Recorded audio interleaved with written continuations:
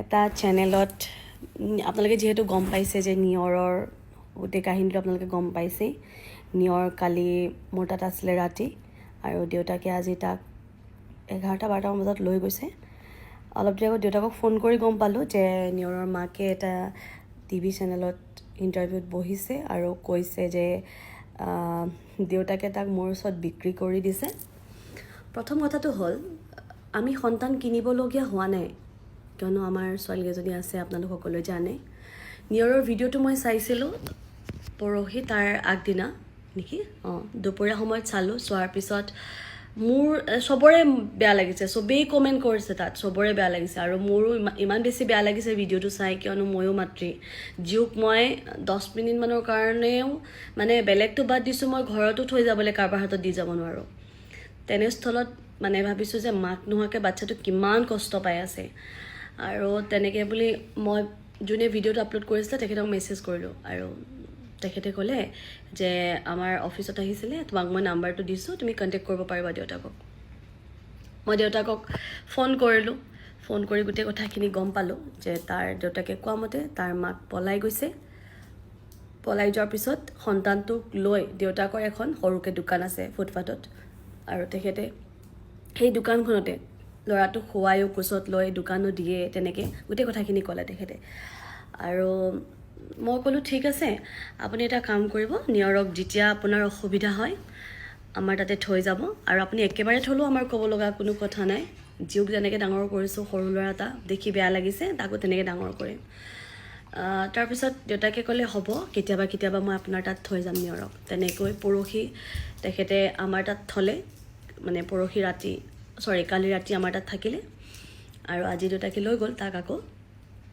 কিন্তু মোৰ ভিডিঅ'টো চাই এটা বস্তু বেয়া লাগিছে, যোনটো চেনেলত মানুহগৰাকী বহি আছে, তেখেতে যোনে ইণ্টাৰভিউটো লৈছে তেখেতে কৈছে যে নিমিষা দত্ত, আপোনাক মই অনুৰোধ কৰিছোঁ, আপুনি সন্তানটো মাতৃগৰাকীক দি দিয়ক, নহ'লে এই পাপে আপোনাকো চুব। এতিয়া আপোনালোকে কওকচোন, কাৰোবাক ভাল কৰিবলৈ যোৱাটো, সন্তান এটা দেখি অকণমান দয়া উপজাটো, মৰম লগাটো, এইটো পাপ নেকি? মইতো নাভাবোঁ এইটো পাপ বুলি। আৰু যদি তেখেতৰ মাতৃয়েও ভাবিছে যে মই ল'ৰাটো ল'ব খুজিছোঁ তেখেতৰ পৰা, তেনেকুৱা ধৰণৰ কথা নহয়। মই দেউতাকক এইকেইদিন সদায় সুধি আছোঁ যে মাকে কণ্টেক্ট কৰিছে নেকি, কাৰণ মাক এজনীতো সন্তানক এৰি থাকিব নোৱাৰে। চাগে তেওঁ ক'ৰবাত যদি ভিডিঅ' দেখিছে বা তেনেকৈ কণ্টেক্ট কৰিব ট্ৰাই কৰিব পাৰে। মোৰ কথাটো হৈছে যে বাচ্ছাটোৱে কষ্ট পাব নালাগে। ইয়াৰ পিছতো যাৰ লগতে থাকক, তাৰ দেউতাকৰ লগত থাকক, মাকৰ লগত থাকক, বিৰাট অমায়িক ল'ৰা এটা, মানে সি সৰু হৈ আছে হ'লেও অকণমান বিহেভিয়াৰবোৰত গম পায়তো, বিৰাট শান্ত। এই যে এদিন মোৰ লগত আছে, গোটেই ৰাতিটো সি একবাৰো কন্দা নাই, ইমান ধুনীয়াকৈ শুইছে, আৰু মৰ্ণিং যেতিয়া আমি সাৰ পাইছোঁ লগতে সাৰ পাইছে। তো সেই সৰু ল'ৰাটোক সি কষ্ট পাব নালাগে, আপোনালোকৰ ভুলৰ কাৰণে সৰু ল'ৰাটোৱে কষ্ট পাব নালাগে। আৰু আপুনি আপোনাৰ যি আপোনালোকৰ পাৰ্চনেল সেইবোৰ কাজিয়া লাগিছে বা যিয়ে হৈছে, কিন্তু আপোনালোকে যিখিনি কৈ আছে যে তেখেতে নিমিষা দত্ত কোন নাজানে, জীউৰ মাক বুলি জানে, আৰু বাছ তেখেতে কৈছে যে এটাই লাগে, মোক ল'ৰাটো ঘূৰাই দিব লাগে। নিয়ৰ এতিয়া মোৰ ওচৰত নাই, নিয়ৰ তাৰ দেউতাকৰ লগত আছে। আৰু আপুনি এইটো ভুল কৈছে, কোনে কৈছে আপোনাক নাজানো, দেউতাকে বিক্ৰী কৰিছে। মানুহ বিক্ৰী কৰিব পাৰে বুলি আপোনালোকে কেনেকৈ ভাবিছে? মানুহ বিক্ৰী কৰিব পাৰে নেকি? সন্তান এটা বিক্ৰী কৰিব পাৰে নেকি?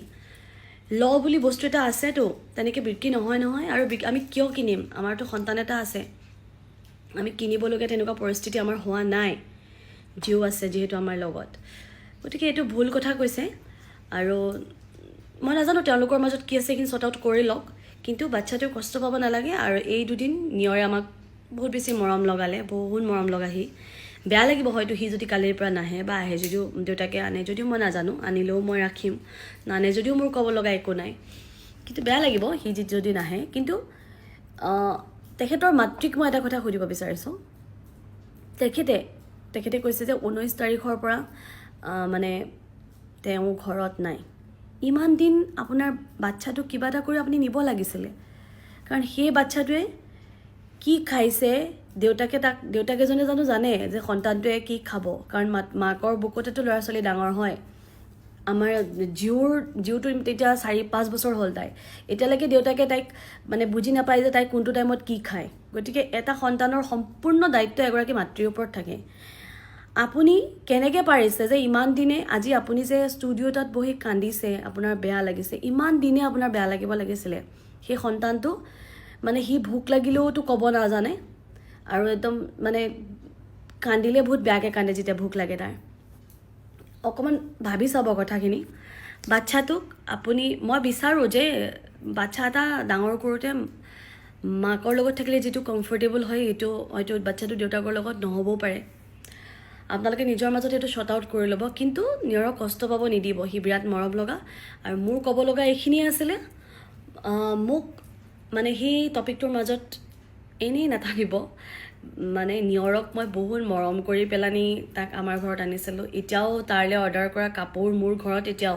পেকেট মই খোলাই নাই আজি আহিছে তো সেইখিনি আমাৰ এটা মৰম আমি এতিয়ালৈকে কোৱা নাছিলোঁ দেউতাকক যে নিয়ৰক আমাক একেবাৰে দি দিয়ক কেতিয়াও কোৱা নাই দেউতাকেও ক'ব মই সদায় এটাই কওঁ সি আপোনাকো বিচাৰিছে কাৰণ আমাৰ মুখবোৰতো সি চিনি নাপায় আপুনি তাক মাজে মাজে লৈ যাব কাৰণ আপোনাক সি বিচাৰি থাকে চকুকেইটাই মাক দেউতাকক বিচাৰি ধৰিব পাৰিতো আপোনালোকক বিচাৰি থাকে আপোনালোকে তাক মাজে মাজে আপুনি লৈ যাব তো সেইখিনিয়ে মোৰ ক'বলগীয়াখিনি আৰু আপোনালোকে ভিডিঅ'টো চাই থকাসকলে গম পাইছে চাগে নিউজটো হয়তো অলৰেডি আপোনালোকে চাবও পাৰে হয়তো নাচাবও পাৰে বাৰু গম নাপাওঁ সেয়াই মোৰ ক'বলগীয়াখিনি